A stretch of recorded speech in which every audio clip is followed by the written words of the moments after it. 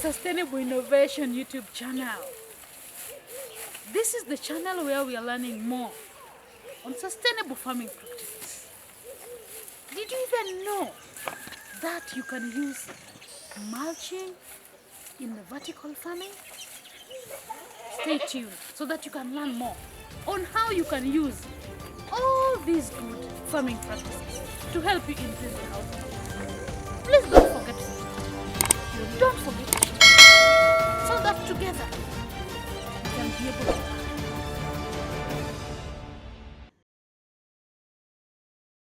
Welcome to Samuel Sana's permaculture farm.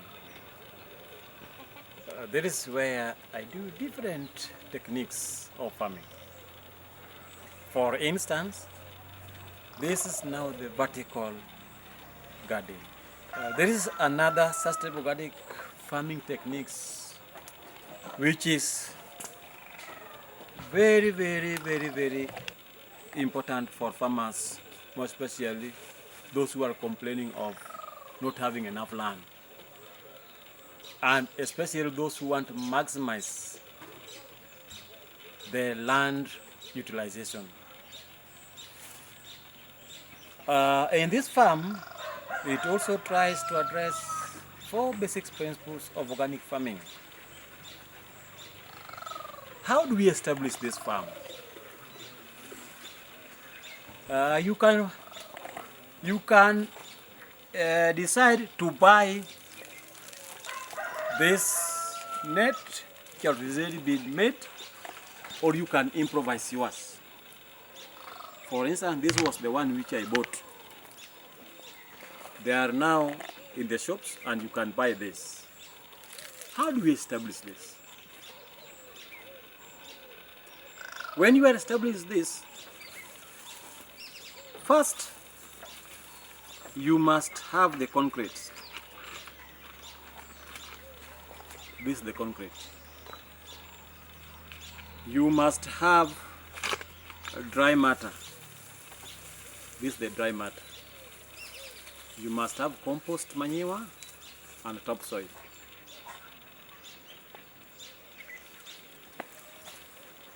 When establish this, first you must make a well-leveled ground where you will establish this. Then you bring in topsoil, and in this topsoil you will mix it with the compost manure in the ratio of 1 to 2, 1 part of manure and 1 part of topsoil. Why do we talk of part? People may elect to use a trough, some may elect to use sacks. That's why we talk of part.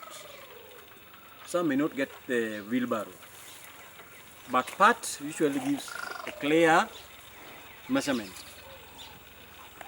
After getting that, mix the soil and the well-composed manure, put aside. Then start by make sure that the sack or the net is on a level ground. Bring in the soil mixed with compost manure up to a level like 15 inches or half a feet. Then that one is after bringing the soil mixed with the compost manure. Then bring in the dry matter, put it on a layer of 15 inches, so that's where you are going to start laying the concrete. Bring in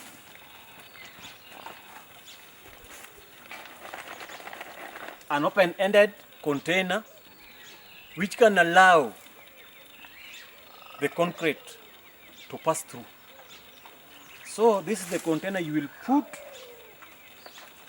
on top of the dry matter after raising the net with a well-composed manure and soil to the level of 1.5 feet. So on top of the dry matter is where you are going to start laying or putting the concrete. So as you put the concrete on this container, continue to add your soil as you raise, and you make sure that as you raise like this one comes up and the concrete remains until it reaches to the brim. Then you can decide to leave it like this or you remove it. Why do you do that? Do that because this is where we are going to pour our water. As we pour our water, because the concrete will allow water to go down, the water will penetrate up to where the level where we had laid our dry matter. Then from there it will start spreading evenly. As it spreads, the whole farm or the whole net will get wet. So that's the reason we are having the concrete at the center, and we are also using the dry matter to help water to spread evenly. After establishing this, when it is a made net, you will find when the holes have already been made for you. And if you look at this hole, they are made in a triangular way. You see the way they are made, that's what we are referring to when you are planting the mandala and keyhole. They must be in a triangle way. They must be in a zigzag way, so that when you plant here, you plant this side and you plant this side, and you plant here and you plant here. So in between, they don't compete for the nutrients. That's why they are made in that way. After doing that, there are those principles we have been referring. Soil and water conservation, the use of dry matter, do mulching, and our water, when we are pouring our water, we target the center. So it is from the center where, after reaching where we had laid our dry matter, the water will start spreading evenly and the whole farm will get wet. So, use of natural resources, we have just used the stone which we have got around, and we have used the dry matter here to help us establish this.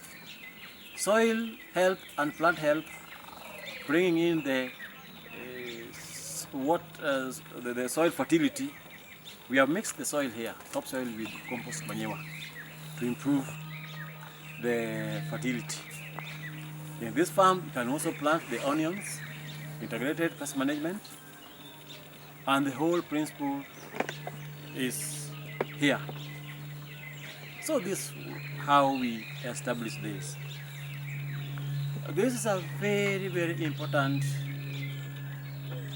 farm method where even those who are in towns